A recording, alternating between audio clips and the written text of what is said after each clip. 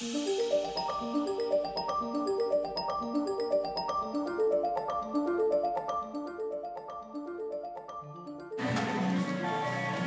we're on, eh? Just okay. Jakob Junis. Jakob Junis. Should I leave this thing? Should I leave the phone? Should I leave it hot for the Jack's call-in? Maybe as a call-in on the pod. A guest appearance. A guest appearance. The old call-in sesh. It's like when I will watch Two Bears, One Cave with Tom Segura and Bert Kreischer, and they'll just FaceTime one of their buddies while they're on the podcast to ask them an outrageous question. Really? Yeah. Have you ever been on a podcast? No. This is your first pod. The first pod. Well, it's just for the background sound. Just make sure you're known in the room here, Beatty.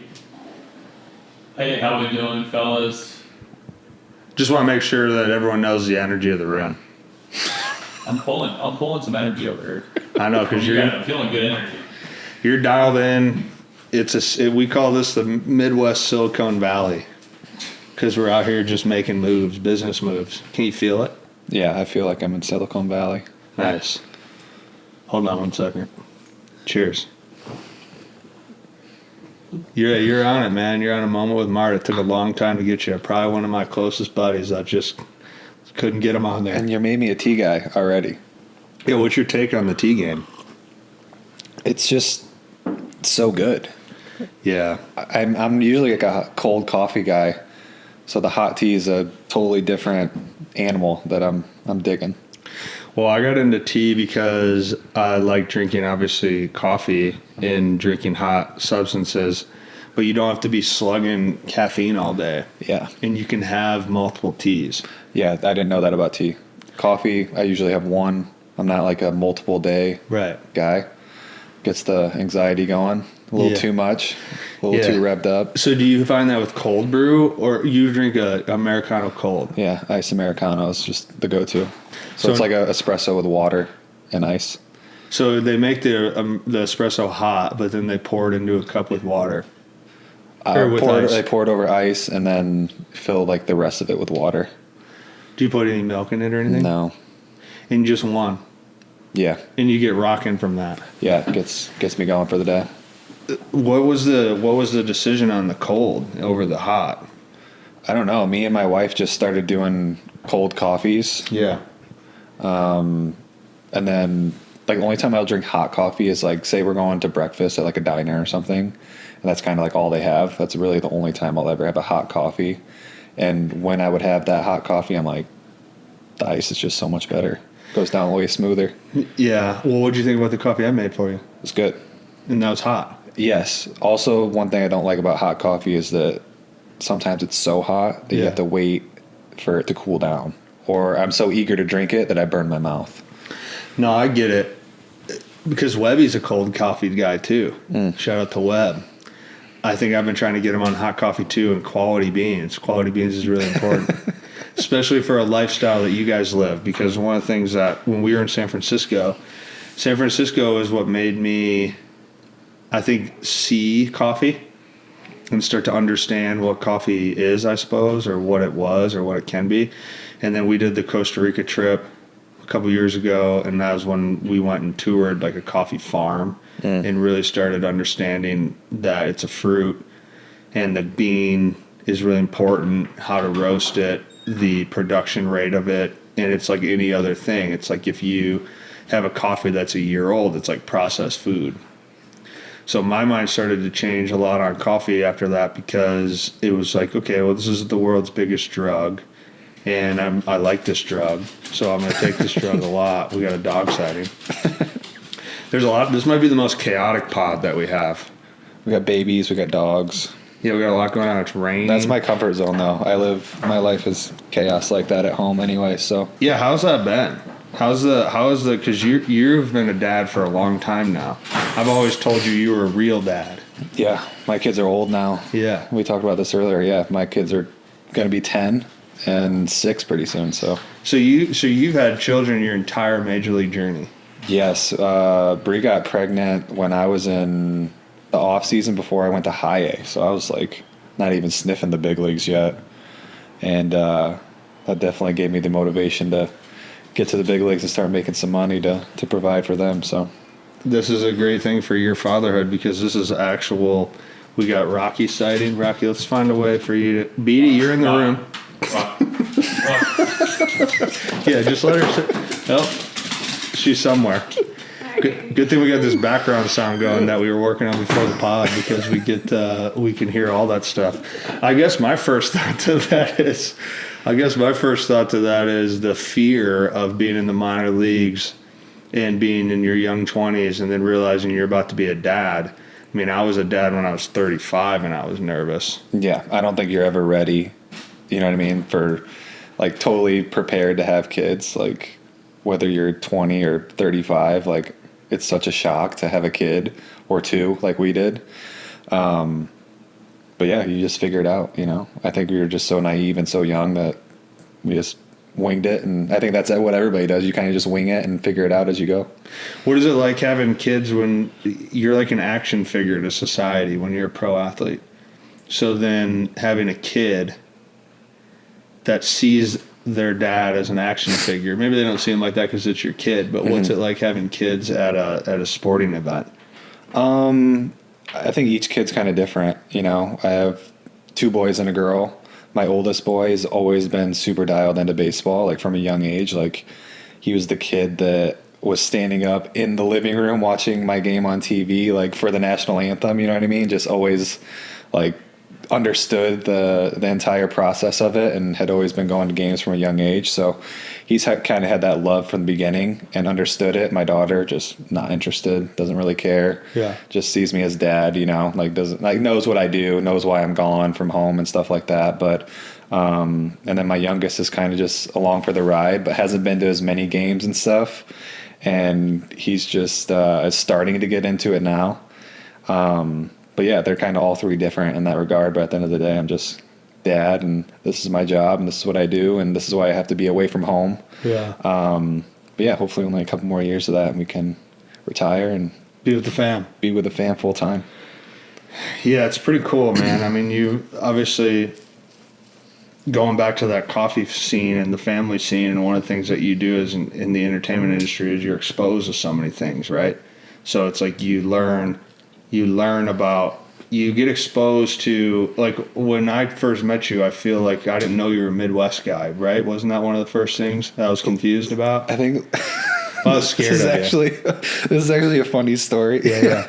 I think we had been friends for a few months, and you would finally like ask where I was from, or you like heard where I was from, or me talking about it or something. Yeah. You were like, "Oh, I thought for sure you were like from Mesa." And I was like, what? Just thought he was one of those Chandler punks Just from thought I Arizona. was You know what I mean, Beatty? some random kid that grew up in Mesa. You're like one of those Mesa kids, you said. Just a guy that just grew up in Mesa. Just had you for one of those Mesa guys. Just played on an all dirt field, dirt outfield, dirt infield. Just found a way up.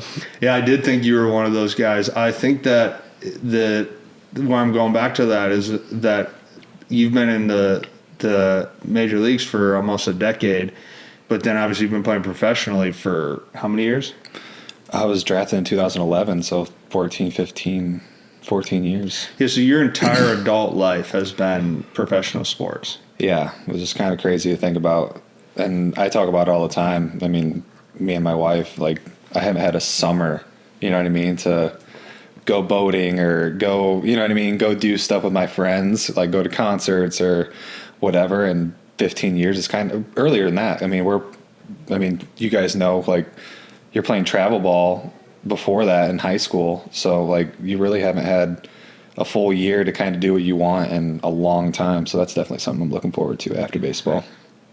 What do you think the exchange of that is, right? Because that's the paradox of sport in so many ways. Paradoxically, it's like you could say, what a powerful job and cool, fun lifestyle you've had. Because that's where I keep missing this point. But the wrapping up that idea is like you're exposed to so many things in the country and sometimes internationally, depending on where you're at for team-wise.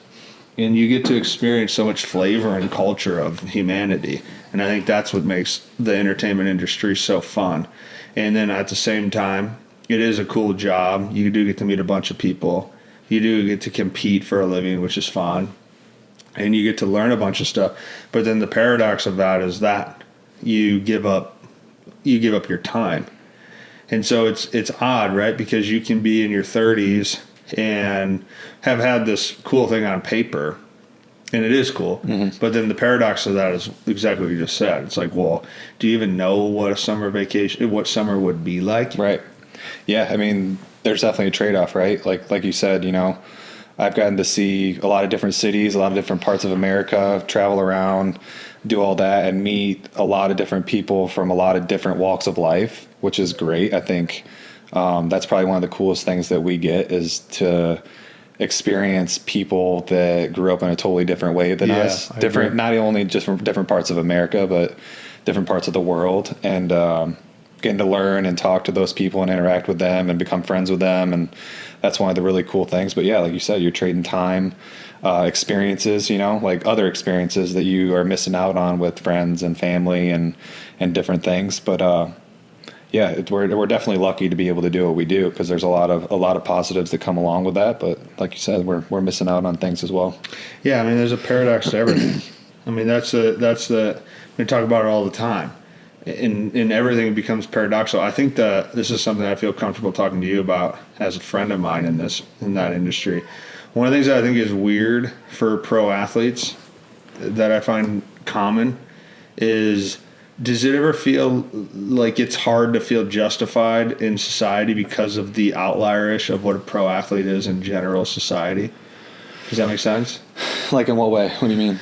Like, it's just a different life, right? So it's like you don't ever experience a 9 to 5. There's obviously the monetary stuff that like society is just gripped by because it's a profession that people know your money. Like that's odd. And it's so different too because like you said, it's not a 9 to 5. Like this is it's a full-time job, like year-round job, but we only work 6 months basically. We're only getting paid for 6 months. Right. And then we have an off season where we kind of get to go home and do whatever we want with that time. So yeah, that is very different than the normal person. But it's part of the gig, and that's kind of what my favorite part of it too is like it's hard to be in it for 6 months straight, but looking forward to it knowing that you get 5 or 6 months of free time to do what you want in the wintertime. It's like it makes it all worth it, Yeah, well, I mean, spring training, what do you consider spring training? It's a kind of a hybrid, it's kind of like for me, because I live there, it's kind of like work. It's like work and home, At least if you have Arizona spring training, which I've been lucky enough to have, I get to sleep in my own bed for an extra 2 months, which is huge. I can't imagine having to leave two months earlier to go to Florida, and the season went from 6 without playoffs to 8+. Like that's daunting to me. As someone that likes to be at home so much. No doubt. I think the thought that I was going towards, or the thought that I'm going towards, with that justification piece of what you're saying, like you're talking about the lifestyle of it, which for sure I understand. I'm more so saying the perspective of the pro athlete, the way that it's in the fabric of society is everybody, and that's why I asked you about like your kids, right? Like you're an entertainment thing, like a moving circus for society, right? And so everybody sees the entertainment value of it and sees the thing, sees the character, sees the people as ideas, whatnot. But when you're an actual character within the entertainment industry and you have a life, and you exchange it for a bunch of time, and you're perceived as an action figure. We use it like that, right? Mm-hmm. That's what I'm saying is like that. What's that like trying to navigate normal, everyday things in life of being a dad? Maybe I'm tired of being away from the family. I'm fatigued. I'm stressed out. Whatever, the most basic, normal human feelings. But then I feel, and this is my observation, sometimes that's hard to feel justified as a professional athlete because to society that doesn't exist because they can only see the entertainment value of it. Yeah. Does that make sense? Yeah, because I would say at the end of the day, I'm not just a baseball player. You know what I mean? I'm not just an entertainer. Like that's such a for me personally, I feel like that's just such a small small part of who I am. Mm-hmm. Like, I'm a friend, a husband, a father.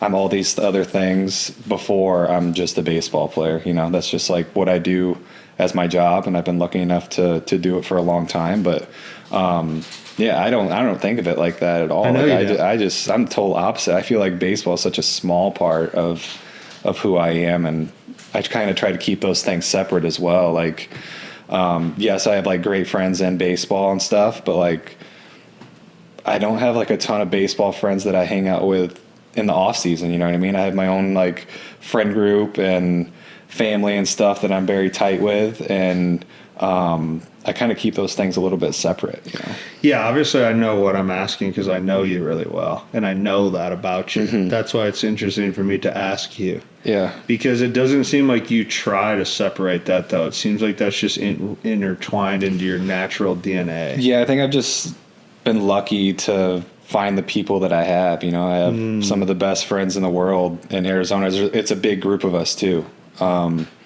And I think it's just been easy to like gravitate towards them. And I don't necessarily like if I go to a party or something and someone finds out that I play baseball, and then they're asking me a bunch of questions about baseball, like in the wintertime when I'm not playing.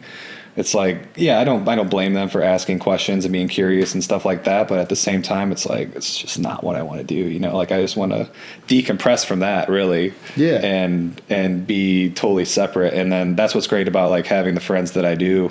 It's like, yeah, baseball comes up and stuff, but like we have so many interests outside baseball that we have in common that Right. like it's not like I feel like I'm in baseball 24/7, which is key for me because I need the separation, you know, like, you know me, I like to go to Arizona. I'll fly from Cleveland to Arizona to spend less than 24 hours in my own house and with my family and stuff, just to get away from it for a day to come back. You know, it's like a balance for me. Well, I think that, I mean, everyone teaches. I've thought about this, right? Because I've been teaching for 13 years. I just randomly got it. I mean, not randomly, but I fell into a teaching, coaching role early at age 22, which is, like, I didn't know I would necessarily do it for a career, but I just got a hold of that position really early in my life. And I've just carried that out for a long time. But I've had such an experience to exposure to people because I've done some odd jobs, right? Like I was a personal trainer, all women's gym at one point, you know? So I worked with people who were 18-year-old college girls to 70-year-old grandmas. Yeah. And it was cool. It was all women, and it was just an experience. It was short-lived, but it was one that I've had as a teacher. And then I've coached youth athletes at as young as age of 6 and 7. And then I've taught in school and done a curriculum or educational type stuff, and I've done all this stuff, and then I get to the major leagues, and one of the things that was intriguing to me about the major leagues is I realized that is like the purity of a level in which, the way I understood it, this is probably when you're done teaching. So that's its own paradox because you coach in the big leagues and To you get realize to the ultimate level of coaching, and then you once realize there's no coaching. And I think the odd part about it, the beautiful part about it, which is where I think I fell in love with that level of coaching, is because it's like you contradict it because you end up just observing the people. And so the coaching becomes how well do you know the person, and then can you hold up a mirror for them to figure out on their own whenever they need it, and figuring out the timing of when you do that is, in my opinion, the art of coaching at that level. And I think it's the same as the player about the art of performing at that level. But one of the things that you taught me specifically was the importance of balance. And I kind of was joking around with you earlier when we were just hanging out having breakfast. But then I think if I were to like be on a podcast and really like dissect something that's so valuable about your craft, is when I first met you, it's because where I'm going with the coaching frame is you learn that you just watch people. Because what are you going to tell the most unique people on the planet how to be more unique? Like you don't even know how to meet them where they're at. They're too unique. Yeah. So then all you do is you watch them. And you just observe the differences in uniqueness, and it becomes really fun, right? Yeah. And it's really enjoyable. There's a lot of characters. That's for 100%. sure. There are. And in part of what makes them successfully unique is them being themselves. And I think that that's something we talked about years ago too. It was like, I knew the importance. Like, it was crazy to me that you'd fly home on an off day at first. Because I was like, in my brain, it's like, well, you're not going to get a good night's sleep. You know, like you're not going to eat as right. Yeah, you know, you're like, flying, you're getting dehydrated. we used to you're doing talk about all these that, things, right? Yeah. But then when I watched it over and over again, it was like the soul filling, the heart fillingness that you got from it overcame the maybe performance benefits. Yeah, it was more of like that's what it took to recharge my batteries more than the better sleep or a red light therapy session. Right, yeah. Going home and being in my comfort zone of my own home, like where I feel the most unplugged, safest, just comfortable. That's what fills you. That's what like gave me the energy to come back and tackle the next week, you know? Yeah, but I think that takes a level of confidence to do that because you have so many unique, like I said, things that you do confidently because you know that you need them. Yeah. Yeah, I mean, that was kind of something that just started when I was in San Francisco, too. I never really did that before then because I was pretty far away, you know, like Kansas City wasn't close to Arizona. But once I was on the West Coast and I was like, there was 10 flights a day that flew from San Francisco or I could fly into Oakland to Arizona. And I was like, you know what? Like, I'm just going to try it. I was nervous to ask Cap. I remember that. You know what I mean? The first time. Yeah. And even after the first time he said yes, I remember I went in there the first time and I was like, you know what? Like, I really want to go home. Like, I want to see my family. Like, what am I going to do here on the off day when I could be in my own house and see my kids and be a dad and a husband for a day that I'm going to do sitting in a hotel in San Francisco or whatever, you know? And I remember going into the office and asking him, and I was like, what if he says no? Like, am I not in the right part of my career where I should be asking that? You know what I mean? And I remember him saying, like, that's the best idea I've ever heard. Like, yes. Like, you don't even have to ask. Like, when for future reference, like, if you ever want to do that, like, you don't even have to come ask me. I'm all aboard on that. Like, that's what you need, that's exactly what you need. Cap's elite.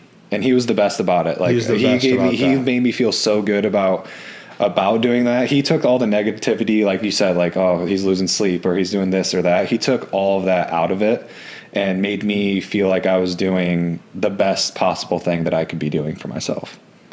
Yeah, I think that's one of his greatest gifts, I think. He's able to detach from like a normal, I would say, and be able to see. I think that's one of the things that rubbed off on me. Maybe that was because he was such an imprint on my part. But you see what makes people go and tick, and that's what makes the industry so fun, right? Because everyone has their own unique tick, whatever you want to call that. I have a hint of fear. Yeah. I can. We got Jax is coming over here. Over here. Yeah, we have a little pause and delay in the pod, but do you want to? I'm a director of the brewery. Yeah, do you want to use my phone to send a text out? Yeah. We're just going through all the adjustments here, making it work. What's that? Who am I texting? Just go to Jack's Daddy. You know the password. It was the same as mine. One more up. How about that? You can't make it up, huh? Welcome to Moment. One more up, huh? Everybody? Welcome to Moment with Mart, huh? Yeah, It's good to have. This is how it should be going right here. This is how it should be going. We had some good trips. We had some good trips, man. We went to those mountains. Remember, we went to the mountains in Colorado? Yeah, that was fun. Yeah, we'd always go to, was it San Diego? We'd go get breakfast at that spot on the ocean. Yeah, I took you to Woody's. Yep. Yeah, I saw you still went back there. Yeah, but you know what's funny? We played there like that was like a first or second series of the year. And I went there and like I took a photo of my coffee and my breakfast like overlooking the beach. And I put it on my story on Instagram. And JP like immediately was like, is that Woody's in San Diego? And I was like, yeah, this is the spot. And then like 2 weeks later, they went and played him, and I saw that he had went there, and I was like, I love that guys from when we went there still remember that and go hit that place up, because it's a good spot. It is a good spot. Because I think something that we were always advantageous about was getting out and about and moving around, which is still right in line with what you're talking about in the family aspect. But you said something before we had to do the on-game delay about the time in the league when you went and asked Cap, can I go and do that? Because that was something I wanted to talk about. Because what is it like the feel of a clubhouse, a major league clubhouse? What is the feel if you go through the years of how do you perform in the pressure of the years? Like, I got to imagine your rookie year, it's not as much about performing. It is about performing, but there's also so many things that you have to like figure out. Yeah, there's just different stages, right? Yeah, what are they like? I don't know. When you're young and you're just like getting into the league, you're excited. You're just like, I finally achieved my lifelong dream of getting to the big leagues and, making it to the highest level. But then after that kind of wears off, you're like, all right, now I need to perform to stay, And the way baseball works, you got to get to 3 years in order to make it to arbitration to start making some more money. So then that becomes the goal. You're like, hey, I need to play 3 years to where I can get a pay raise. Yeah. And then once you make it to there and you get the pay raise, you're like, all right, well, I got to keep doing this. So I keep getting the pay raises. And then my story, kind of in the middle of those pay raises, I got let go by Kansas City in the middle of arbitration. I was non-tendered. So then I signed with San Francisco as a free agent. And you kind of just fall back into that arbitration process until you get to 6 years and you become a free agent. So then you're just, trying to prove yourself. And that's the kind of time, that was the time I had to ask Cap. I was kind of in that in-between time where I was like, I had some time. Were you not a free agent then?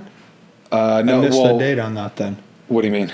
Was that not 6 years? No, that would have been at like 4. Oh, wow. I would have been at 4 when I started in San Francisco. Okay. And that was a very veteran team too. Like we Very had, veteran. Crawford, Longoria, Brandon Bell. Like there was just a lot of a very veteran. I think we were the oldest team in the league, to be honest, age-wise.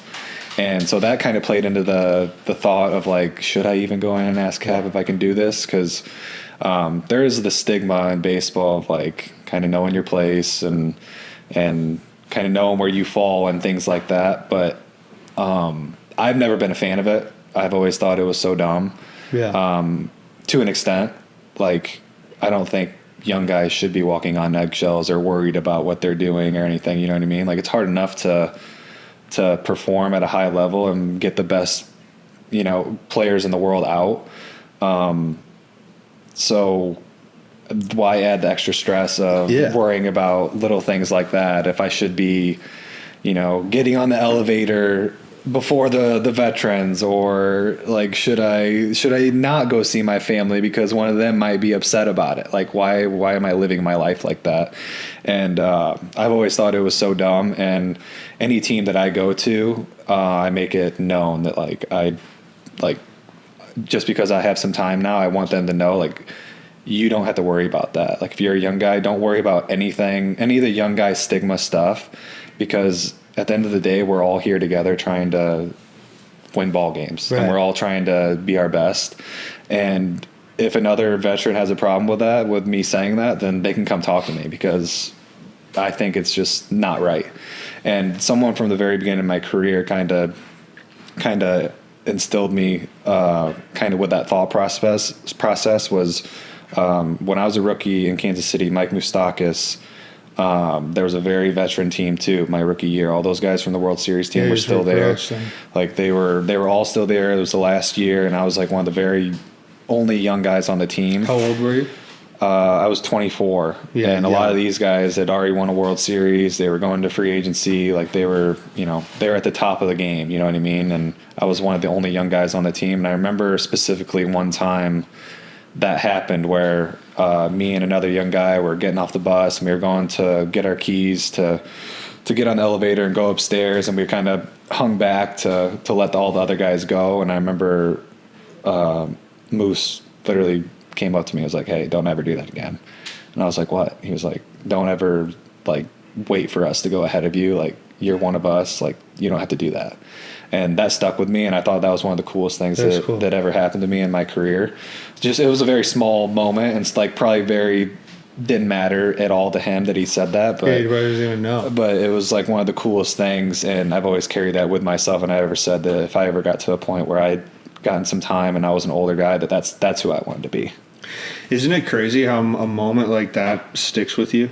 Just something so random, and like you would think that would have been like in one ear out the other, like, right. Okay, I won't do that anymore. But like in our game, because that's such a thing, like service time and how many years have you played or how many years have you been in the league, and why that's, I don't know. I think it's for kind of older generations where that began. But that always stuck with me, and I always wanted to be somebody that kind of had that attitude towards it as well. I love that, man. I think that's I agree. I love that I asked that question because I watch that a lot. And it always looks so exhausting to be a rookie or someone that was younger, and you had to perform in 2 arenas, basically. There's so much energy spent. Literally perform. Like you're performing on the bus, like you're singing songs, you're telling stories, like so it's like just you're carrying exhausting. the beer, or you're doing all these other chores that are kind of not baseball related. Those are all fun. Like those are, as long as they don't go too far, Yeah. Because the fun part about that is that can help integrate you into the group. Brings you together. Yes. When it's bringing you together, I'm all for that. When it's not, and it's just like making guys overthink, that's when it's like gets too much. Yeah. Well, it's I remember. I mean, this isn't in the big leagues, but I remember my freshman year at college, we had 13 freshmen that came in our recruiting class, and unfortunately, some of these guys I really loved, but we also had a really hard time with our seniors because they were just kind of pricks to all of us. Yeah. And about halfway through the season or through the year, we kind of got together as a group, and we were like, we're done going to the parties.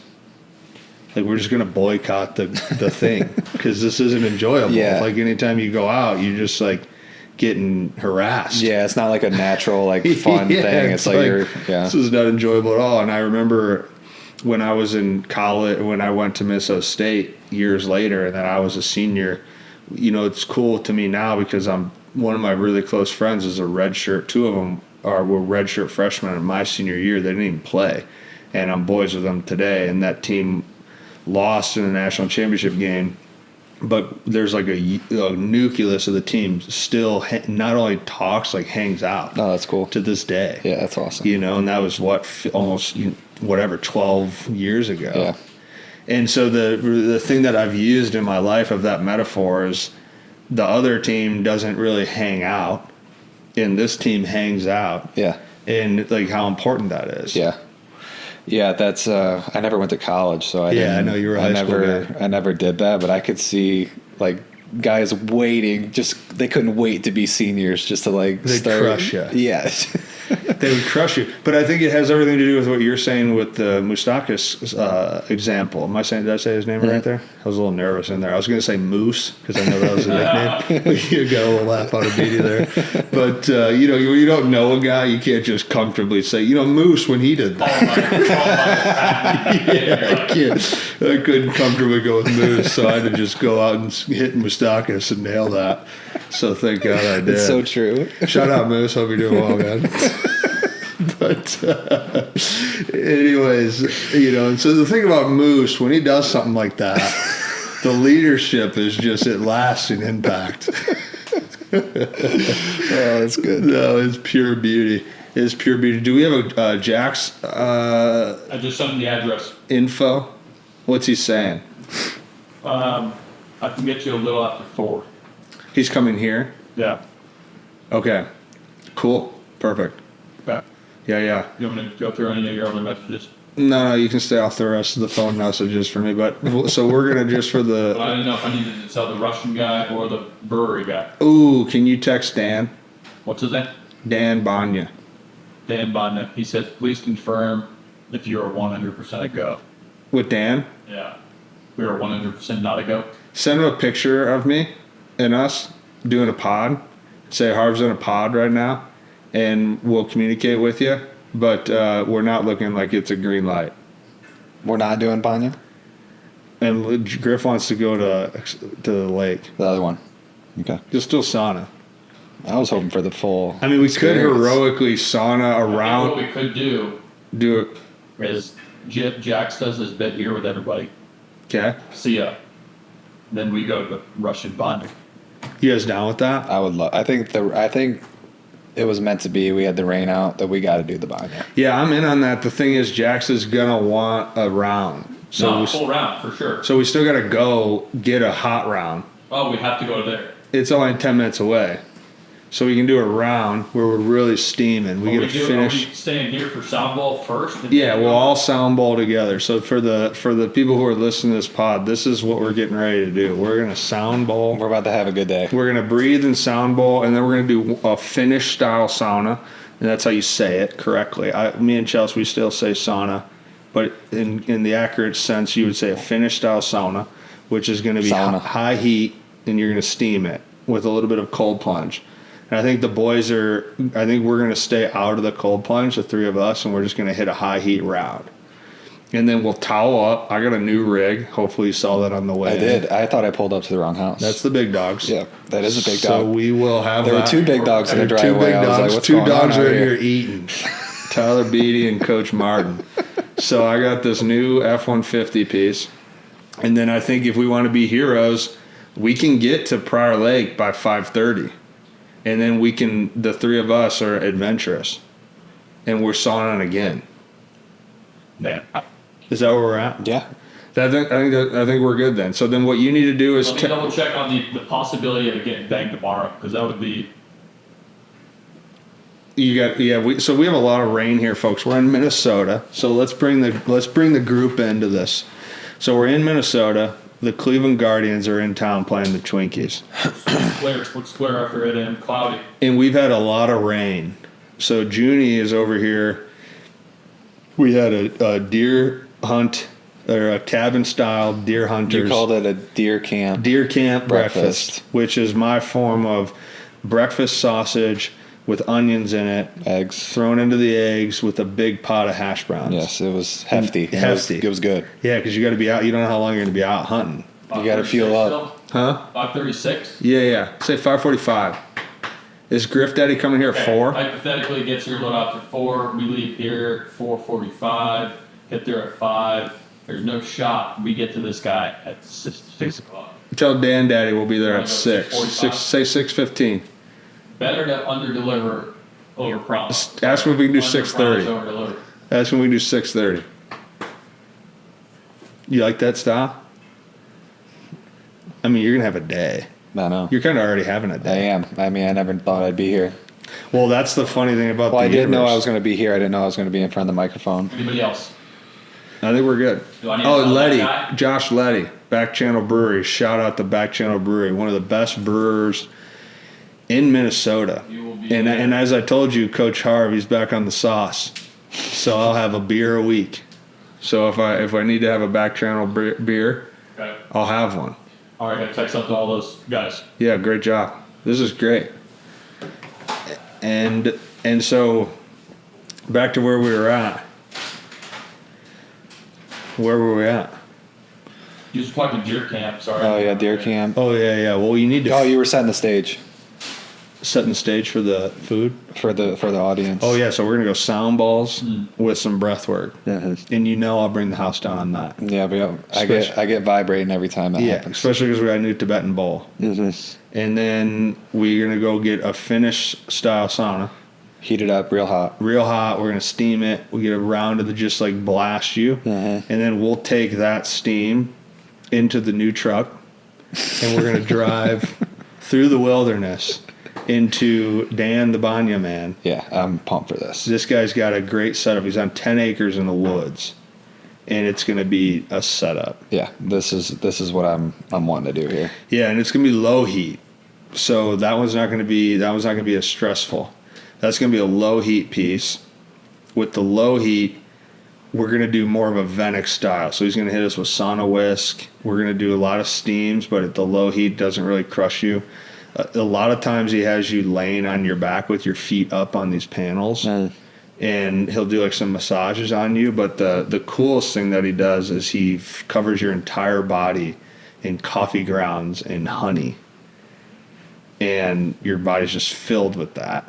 And you just feel your skin just going. Yeah, I need this full experience. And then the big part. This is my favorite part.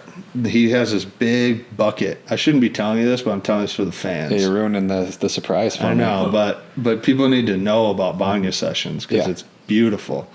He has this big bucket of like soap water that you would use basically if you if you were gonna wash off your car, and he puts these huge leaf things in it and washes all the coffee grounds off you, and it feels like you're in a car wash, like he's just hitting you with this stuff.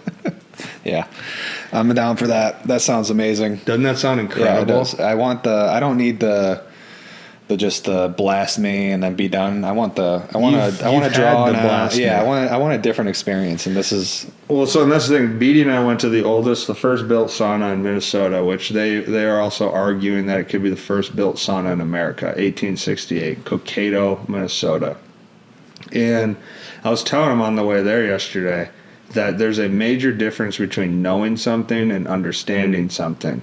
And sauna is a big part in American culture where a lot of us know a lot about it, but how much do we understand?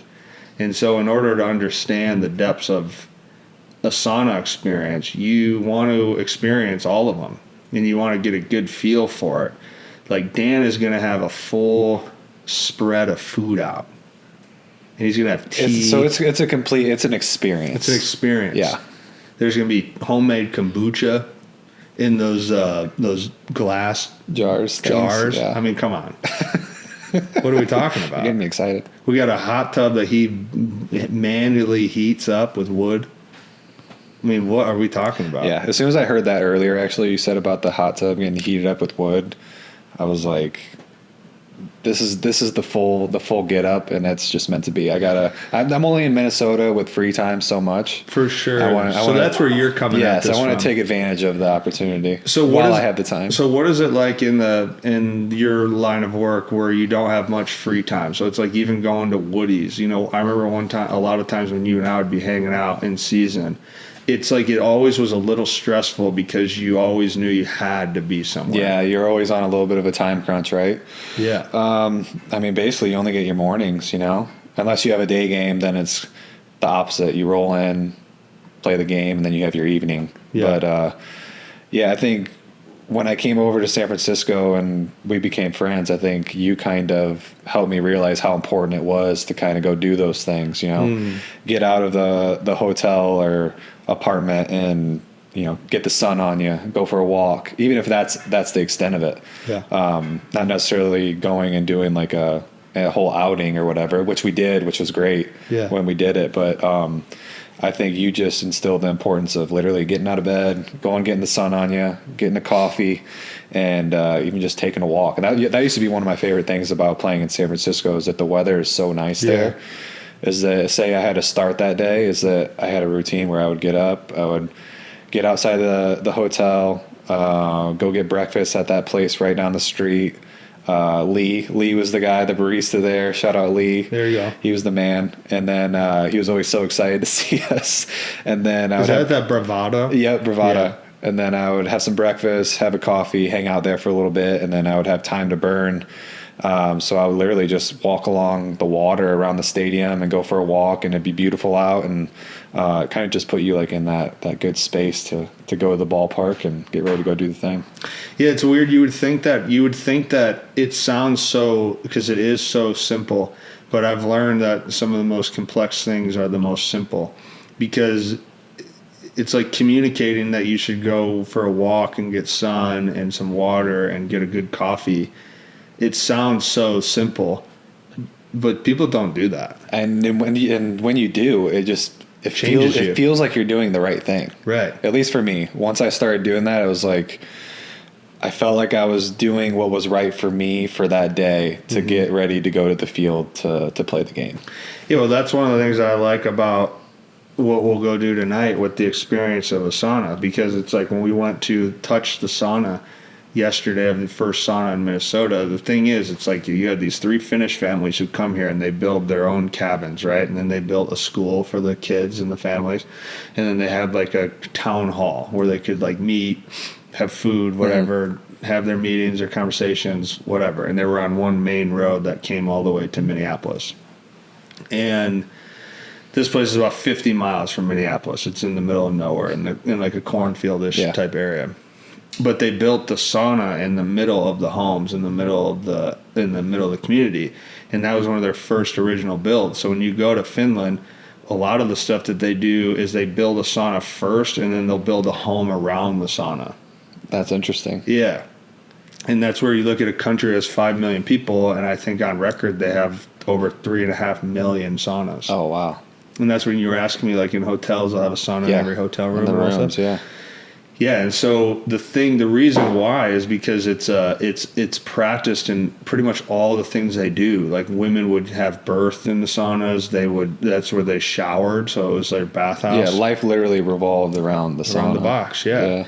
And so when Dan does a more of a Russian style banya, which is a different low heat. It's similar as far as a long-term experience. Mm-hmm.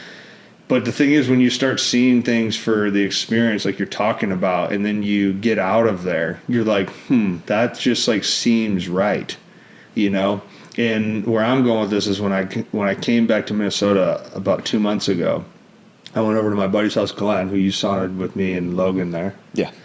And we were chopping wood together in his backyard, and we were filling up the stove. So we're chopping wood, putting a stove, making a fire, and we chopped wood for like an hour and 15 minutes, and by that time the stove heated up. And then we took some of the new wood, and we stockpiled it all. We took some of that wood, and we put it back in the stove to heat up for our session. We sauned for about 2 hours. I came home, I was telling Chelsea, I was like, I just sauned for 3.5 hours. Now, commercially, and the way that our life, the Western world works, that seemed like the first gut reaction to that is I don't have time to do that. Yeah. And this is what I told Chelsea. I was like, not only do I need to eliminate that thought, it needs to be, I need to have faith in doing that. So can I have faith in knowing that that's right? Right. That's how I should Even live. though it's so unnormal for Americans and like our culture. Yeah. And can I have faith in living like that and trust that I will still gather the resources that provide for my family and myself? Right, yeah. And that's why I changed that way around. So I'm going to take us a little bit out of baseball and balance and all this stuff. I'm going to go a little philosophical. Where are you at with that philosophically? Just what do you think when you're hearing me talk? What's coming to your mind? I think it's so cool that you can do that because not many people can do that. Like, it's hard to be that person that can live their life that way when everybody else isn't. You know what I mean? And that's one of the things I love about you is that you do that with everything, too. You go at your own pace. You know what I mean? And that's one of the things I love about you. You know, I feel like you do. I do, too. But like, I feel like that's what connects us in a way. Yeah, in a way. Yeah. But I think that's more my personality. Sure. And you taught me that can be a way of life when we met and you started kind of instilling some of these beliefs and your way of living into me. Sure. And I've just taken bits and pieces of that and integrated it into my life. So I think it's really, really unique and cool that you can actually do that. Well, I appreciate that. I mean, I think that's part of the hard parts when you're in baseball, right? I mean, you've spent your adult life in an industry that's kind of the similar time schedule. So it's like you just said it perfectly, you can take bits and pieces of it and implement it into this, but you have so much structure that exists. Like there is this is when you're going to the field, this is when you're coming home, and this is how often you're doing it. So it's like, do you think that sometimes when you view your life outside of baseball and you're no longer playing, do you think that's one of the incentives of why it seems so exciting to be able to move on to something new? Because your schedule is going to widely open up. Yeah, and it's like, who is Jake? You're going to live your life at your own pace finally. Yeah. To an extent. When you have kids, and I mean, I feel like our lives are going a million miles an hour just because we're taking the kids to school. They have sports, they have this, they have that, you know what I mean? Chasing and running the kids around. But I think, you just helping instill those things and making it seem, well, you made it possible. You know what I mean? Like, we did it during the baseball season. We did. You kind of showed me that we can have this lifestyle and this routine around what we're already doing that's kind of wild and crazy and structured, and that gives me faith that can happen no matter if you have kids or how much you have going on, that you can still have those things. Well, you just used the word faith in it, because I think that it is scary you need faith to do that, because it's different, right? Beatty and I were talking last night about working until 1 a.m. at a stadium because you feel like you're supposed to. And it's the conversation of, well, how much do you value sleep or time with your family? Mm-hmm. And then what do you look at? What is performance? Like, I think we got to ask ourselves those questions. Like, in reality, if you throw an inning for a day in a game, your whole livelihood really only depends on that as like the tier stress. Mm-hmm. Like, that's the main stress. Mm-hmm. And if that only lasts 10 minutes in a 24-hour day, then it's like, well, then what does that mean? It is kind of crazy to think about that, but I feel like there's also time before that leading up to that, the anticipation of that 10 minutes takes up time as well. Yeah, so how do you handle that? I feel like we kind of touched on that earlier, just kind of chatting here. It's like, there's always going to be anxiety and nerves, at least for me. I've always had anxiety and nerves about performing at a high level. And, some days are worse than others. But at the end of the day, surrounding yourself with the right people. I think my wife is someone that keeps me grounded in that, Your kids. My wife's heard me gripe about this, or like my fears, my anxieties, my worries of all this stuff for years now. And she's kind of grounded me in, as, like, this is it. Like, you're on the back end of your career. Just push through all that stuff and go out there and give it your all. Because at the end of the day, me and the kids are going to think no different of you, and we're going to be proud of you, and we're going to love you. And you're just going to be dad and a husband to us at the end of the day. And ultimately, that is all that matters to me, is them. Right. So your perspective is put in place when you have the right people around you, I think, for sure. How much do you think that having the value of a wife like that, because you guys are also like best friends, which is like very clear, that you can feel that, and I think there's a ton of value in that side of it too. I think what helps too is that she's not like a sports girl. Like, she doesn't care about sports. Like, she would, if she wasn't married to me, she would care less about baseball. Yeah. Like, she only knows about baseball because she's married to me, you know? And I'm thankful that she knows enough about it and how it works, because we've been doing it for so long, that she gets it. But she also knows that she has no idea what it's like as well.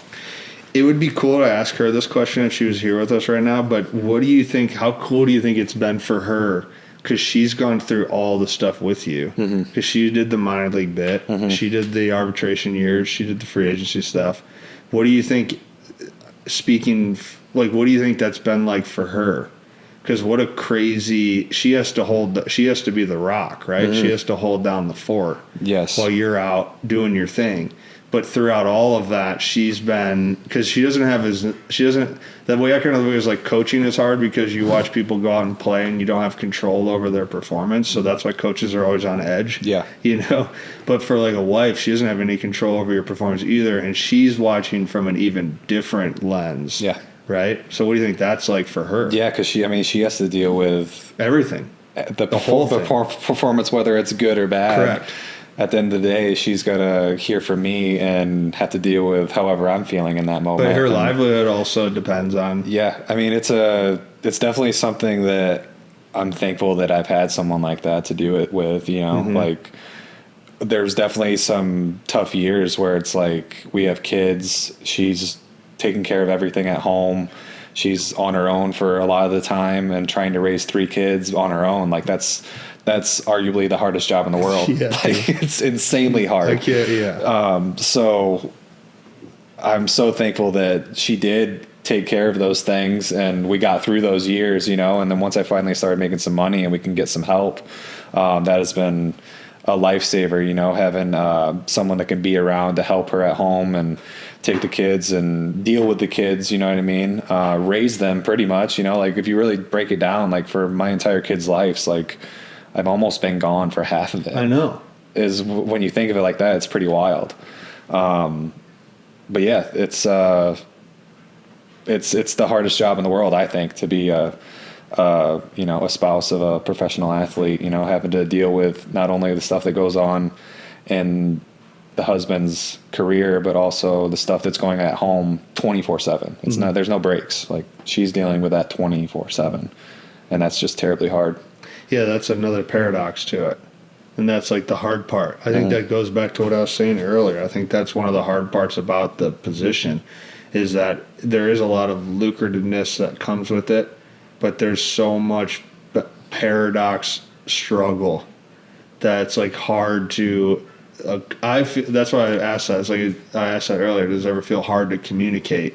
But I think that you kind of answered that with your friend group and having those support systems. And I wonder how that happens, like how that lines up that we get our support systems, because it does have so much value to do with our material success. I feel like it's just kind of with anything, you just gravitate towards the right people, you know? But don't you feel like a lot of that has to be with who you, because don't you think that people gravitate to you based off of who you are to a degree? Certain people for sure. Yeah, 100%. I would say, it's funny you say that. I remember one of my friends, this was years ago now, this was like probably 3 or 4 years ago when like I first met my friend group of people that we hang out with in Arizona that become like family to us. And I remember one time I was talking to one of my friends, and I don't remember if I was saying goodbye or hello, or I'm pretty sure we were like leaving a gathering or something. Yeah. And they just said, hey, you know, like we like really love you. You know what I mean? Like we don't just like you because you're a baseball player. And I was like, well, yeah, I'd hope so. Cause I'm not just a baseball player. Like I'm like we talked about earlier, I'm a human first, and I'm like, I'm a person way before baseball. But, to hear them say that was like refreshing, you know, and obviously something that you hope for as the person in my position, something you don't really think about, but to hear it out loud, it was like, that just like kind of set in stone, like, yeah, these people are like my family. So I'm going to take this into the deeper roots of what you just said, but one of my favorite questions to contemplate on is the question of who am I? So if you were to hear the question, who am I, in thinking about who you've become or you're becoming through not being around your kids that much, traveling, going from the minor leagues, and you went from the high school, and you were a late round draft pick too. So you go late round draft pick in high school, you're in a professional business as a teenager, really. And then you climb up, you're in the big leagues at 24, and you know, you've put together a beautiful life and a beautiful family and a beautiful career, but there's a lot of chaos that goes through it. And when you sit with you, anyone who knows you sits with you, and you kind of feel calm because your nervous system is like calm. But how has the progress of becoming more of who you are right now, like what does it land with you when I'm talking, like what's coming to your mind of things that's like really really force you to go within and become more authentic, more this is me, because that's always evolving. Yeah, I think exactly. I think it's always evolving. I think it comes along with age and experiences. Yeah. Like everything that you experience throughout your life kind of shapes you into that at this moment. You know what I mean? I think I've always been this person, this from my deep core. It was always in there. It was always there. And then, yeah, everything you experience, every scenario or, highs, lows, ups, downs, all this stuff, I think it just kind of molds you and you become that person. But I don't really have anything specific that ever like shaped me. You know what I mean? I think me and my wife couldn't be any different. Like you said, my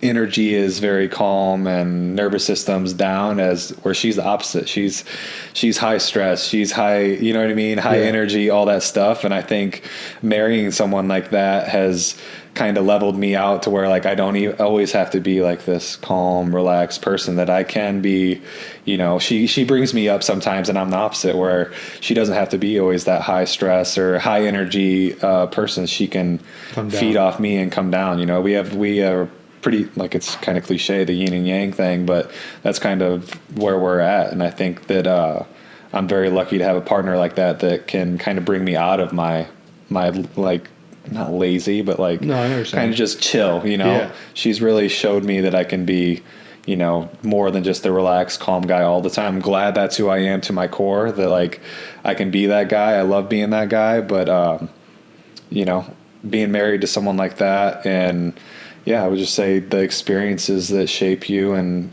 kind of get you to who you are, that's pretty much all I got. No, it's beautiful. Do you think that you mentioned like at my core, right? And you kind of alluded towards you've just made more of that happen, that you become more of that? Yeah. Do you think that there's a reason? Do you think that all of us have that, and part of the point is to find that in ourselves? I think the earlier you can find that, the better. The earlier you like realize and accept it or love that about yourself, you know what I mean, and not fight it, I think that's for the better for sure. I do too, man. I always think that I think that collectively everybody, I always think about it like this, like all of us are just an idea, each one of us, and together we're all one idea. So we're all one singular consciousness, but then everybody is all one consciousness. So does that make sense? So it's like 8 billion people are just one consciousness. So in order for this show to make sense, like you need to be yin yang. See what I'm saying? It's like you need to be you, I need to be me, and then we are kind of the same person, but there's things inside of me that I maybe am further ahead of, or you're further ahead of me, and those things, and like the power is like 1 + 1 = 3. So like we're more of ourselves. The more genuinely we express who we are, and you more genuinely express who you are, like the collective grows. Does that make sense? Yeah, and I think when you do that, you surround yourself with the people that align with that, and that's when you really find who your true self is. Yeah, man, and I think it's a cool way to do it. And what would you say, what do you think about sports brings that out of you? Or your career, your path has brought out of you? In what way? What do you mean? I don't know. I'm thinking about it in so many ways, right? Like just the fact of like tattoos are really important to you, and art is really important to you. Yeah, I love art. Music is really important to you. Love music. Yep. Yeah, and then who was the guy that you became kind of friends with who loved the Giants? You know what I'm talking about? Came up through first pitch to you, San Francisco. Oh, I didn't become friends with him, but he was just like. He was like one of my favorite musical artists, Millennium. Yeah, but you get to meet him because of being in Major League Baseball to a degree. Super cool, yeah. Yeah, and so you get like exposure to a lot of these things, right? And then like we already talked about, you travel, you live in the West Coast, you live in the desert, now you live in the Midwest. Like you've kind of done all these things. You have that story of multiple people who won World Series, and you get kind of that learning lesson. You and your wife go through the minor leagues here. You have kids young. Then you go to the big leagues, you do those things. You come across Cap, you learn about this balancing, and all these little micro adaptations bring you to this current moment. So that's where I'm talking about it as like, okay, without your wife, without your kids, without your parents, without your brothers, without your teammates, that sort of thing, just you on your own individual path. Does that help inform it? All these things that you meet, musicians, curiosities. Like, what do you think that has made you the most curious about you because of all the things I just mentioned that you've experienced? Did I bring it together? Yeah, it's a Super Bowl question. Yeah, I just don't think you can choose. For me, I can't choose one thing or like one. Don't need to. Yeah, you know what I mean. I feel like everything, all of those things play a part. You know, for me, that's something I look forward to. I look forward to having more of those types of things happening, more of those experiences, meeting more of those people, being in more of these situations, traveling the world, you know, like I'm very curious to travel the world just to get the different perspective, just what it feels like to be in a different culture or a different land. You know what I mean? Like that's me to kind of a T, is like I'm very curious about that stuff, and I always want to keep evolving and becoming a not different person than I am now, but like 20 years from now, hopefully I am a little bit different, in a better way, but just in a more experienced and traveled and wise way. And I think that's always something that I'm striving for, is to be more cultured, keep learning, get smarter, and keep experiencing other things, just so I can, share that with other people. Amen, man. I know that about you. You nailed that. You hit that out. So you won the Super Bowl. I guess if we start tying a bow on this, thinking about this thought of what you just said, do you think that that's maybe because you're is it fair to consider you a non-conformist in a major league? Like I know you like baseball and you're good at it and all these things, but you're kind of a non-conformist. You're like not I don't want to call you a baseball guy. Yeah, like a baseball junkie or something. There. Yeah. There's nothing wrong with if somebody's a baseball guy, but I wouldn't throw you in that pocket. Yeah. Do you think that because that becomes a non-conformist in your industry, and sometimes not being a non-conformist can feel isolating or intimidating, or which you don't feel like that, but I don't want to just give you that assessment. Has being a nonconformist in baseball, what's it like being a nonconformist in baseball? Well, that's funny. You kind of said it like that, because I feel like from a young age, like I grew up playing basketball. Like that was I loved basketball. Grew up playing it from when I was 5 years old all the way through high school. Yeah. Played baseball and basketball, but I feel like from a young age, nonconformist was definitely not the word, but like people would always say like, you show no emotion out there, or you act like you don't care.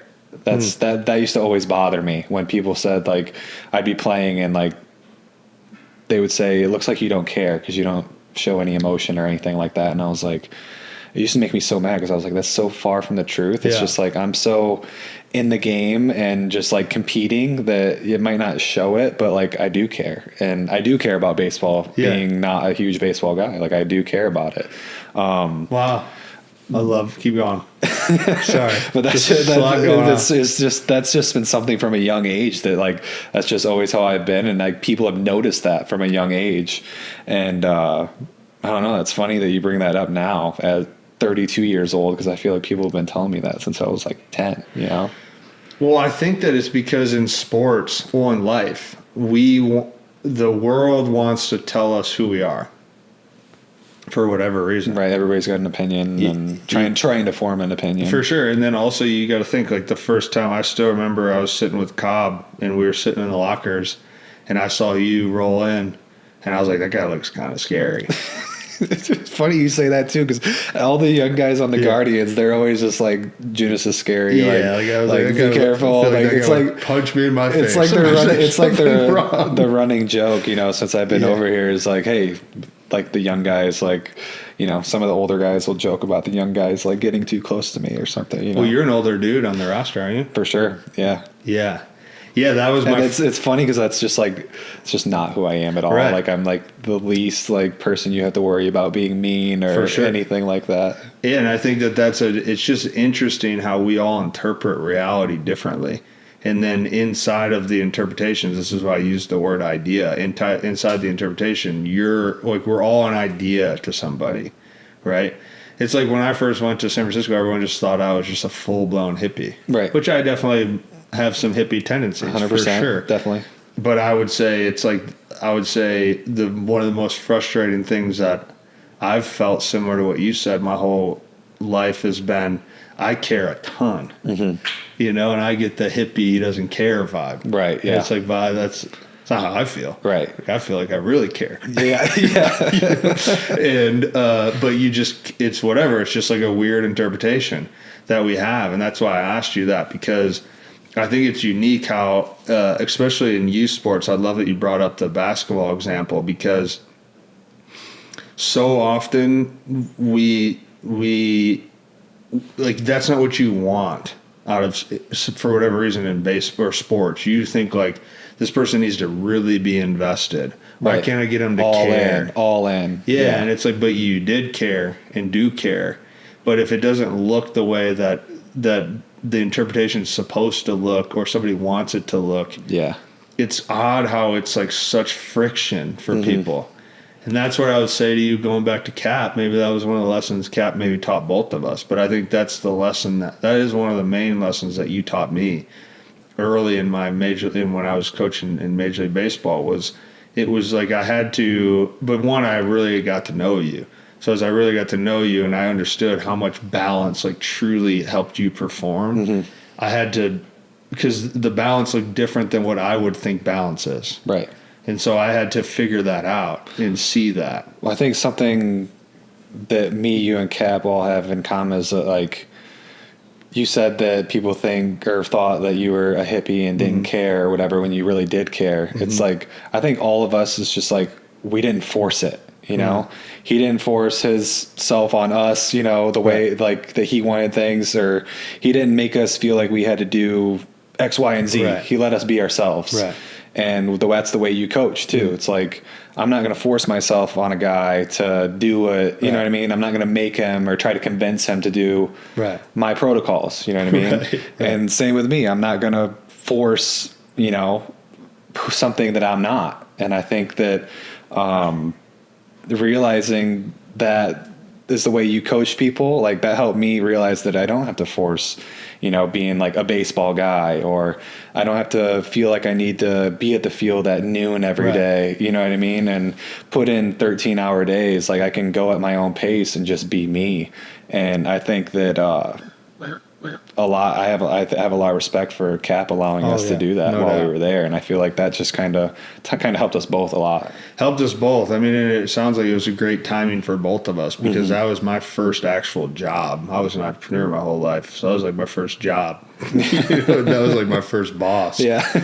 And to have a boss who let me continue to be me was so good for me. And it's the same thing. Like it sounds like it came at a great time for you, because you were in the part where you're getting ready to hit free agency, and that's a nerve-wracking time for a lot of baseball players. And I think that I'll tie it all together. I think that, and I already asked you this about yourself, but I think that is part of the synchronicities, or whatever you want to call them, of moments that happen in people's lives. And they're rather big checkpoints, because now you are materially successful. Like success is whatever you want your success to be, but like on the surface you're very materially successful, especially in Major League Baseball. So it's like, I think from what I've noticed from people who sustain things, because I think to me a lot of the success is people who do play a significant amount of years because of how hard it is. It is. So to be able to go through all that, and I think what I've noticed subjectively, but my opinion is they find out who they are, and then they can handle the highs and the lows. And I think that's something that you do so well, is you can just handle. I even think about how you were handling the free agency thing this winter. Like, sure, it was stressful, and you know you were working through that, but you also like maintained like such an equilibrium, and was able to be aware. And I think that comes with knowing who you are. Ultimately. I think you kind of nailed it there. That's the free agency thing this offseason. It was like, you know, like, why do I not have a deal yet? You know, why is it taking so long? And you carved. Why I had a really good year last year. Why our team's not calling or offering me deals or XYZ. And just kind of trying to keep a level head. And when you go through the ups and downs of a baseball season, you know, you can never get too high and you can never get too low. You just got to kind of coast and keep going, and that's kind of how I had to do it in the off season. Like you were there some days where I could vent and talk, and same thing with Bree and my agent and whatnot.